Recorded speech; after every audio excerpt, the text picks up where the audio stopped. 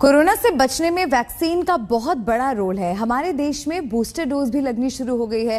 केंद्र सरकार का भी जोर वैक्सीन पर ही है, मगर चिंता की बात यह है कि देश में बड़ी आबादी ऐसी भी है जिससे अब तक दूसरी डोज ही नहीं लगी। ऐसे लोगों को खतरा ज्यादा है।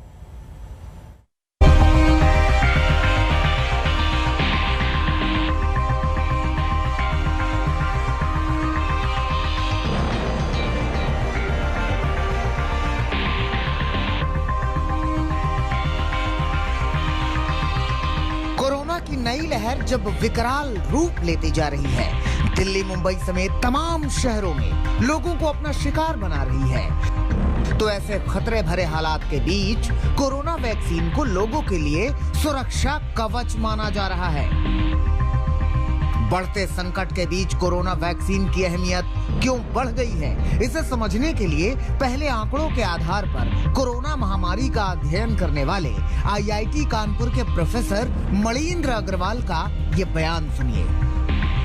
उन्होंने वैक्सीन नहीं लगवाई है, उनको वैक्सीनेशन करने की, क्योंकि इस बार बड़ा स्पष्ट रूप से दिख रहा है कि जो भी लोग की तबीयत ज्यादा खराब हो रही है, ऑक्सीजन की आवश्यकता पड़ रही है, लगभग सभी ऐसे लोग हैं जिन्होंने एक भी वैक्सीन नहीं लगवाई।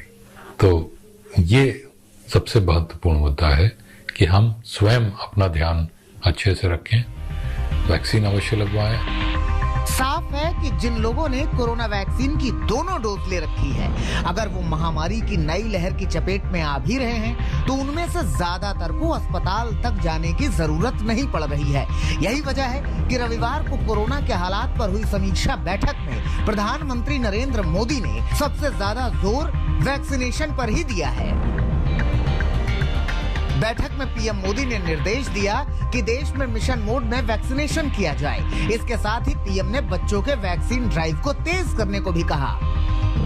पीएम मोदी के इस निर्देश के पीछे सबसे बड़ी वजह यह है कि कोरोना के बढ़ते मामलों के बीच लोगों की जीवन पर खतरा कम से कम हो, क्योंकि जानकार ये मानते हैं कि करीब 2 साल बीत जाने के बाद भी कोरोना का अब तक कोई रामबाण इलाज सामने नहीं आया है, लेकिन वैक्सीन लोगों के लिए सुरक्षा कवच बन सकती है। एक बात तो हमको मान के चलना है कि चाहे कोई भी वेरिएंट हो, चाहे वो डेल्टा था, चाहे वो उससे पहले वेरिएंट था और या अब ओमिक्रॉन है, हर एक में प्रिकॉशन ही सबसे इम्पोर्टेंट है, जिसको कोविड एप्रोप्रिएट बिहेवियर हम कहते हैं। यानी कि सोशल डिस्टेंसिंग, हैंड हाइजीन, अपना मास्क लगा के रखें एंड वैक्सीनेशन की जिस तरह से चल रही है वैक्सीनेट करें। बचाना ही सबसे इम्पोर्टेंट है। अभी भी अगर कोई कहीं रामबाण है किसी बीमारी के लिए तो अभी तक आया नहीं है। कुछ दवाइयां हैं जिसको हम कर रहे हैं जो प्रयोग के हिसाब से हैं, इमरजेंसी ऑथराइजेशन मिल रही है, लेकिन अगर ये कहीं पूरा 100% ठीक करेगा तो ऐसा है नहीं। इसलिए प्रिवेंशन ही है जो हमको बचा पाएगी। आंकड़ों के मुताबिक भारत में अब तक कोरोना वैक्सीन की 152 करोड़ से ज्यादा खुराक दी जा चुकी है और देश में 63% से ज्यादा आबादी को वैक्सीन की दोनों डोज दी जा चुकी है। अमेरिकी centre for disease control and prevention के आंकड़े भी यही बताते हैं कि वैक्सीन नहीं लगवाने वालों में वैक्सीन लगवा चुके लोगों के मुकाबले संक्रमण का खतरा 10 गुना ज्यादा है, जबकि मौत का खतरा 20 गुना ज्यादा है।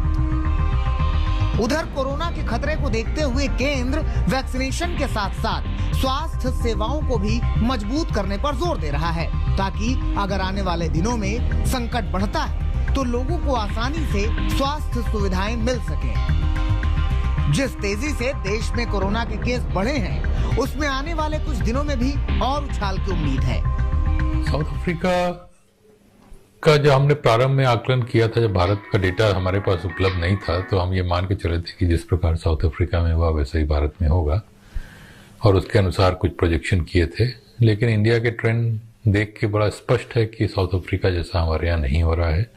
साउथ अफ्रीका से कहीं अधिक ये इन्फेक्शन फैल रहा है और उसका कारण एक ही दिखता है कि हमारे यहाँ ओमिक्रॉन जो है वो लोगों की इम्यूनिटी जो पुरानी थी, चाहे वैक्सीन वाली हो या इन्फेक्शन वाली हो, उसको बाईपास कर रहा है। यही वजह है कि पीएम मोदी की समीक्षा बैठक के बाद केंद्र सरकार ने राज्यों को चिट्ठी लिखी है जिसमें स्वास्थ्य सुविधाओं को बेहतर करने के निर्देश दिए गए हैं। राज्यों को लिखी गई चिट्ठी में कहा गया है कि अस्पतालों में बेड बेहतर किए जाएं। इसके साथ ही मरीजों से इलाज का ज्यादा खर्चा न वसूला जाए।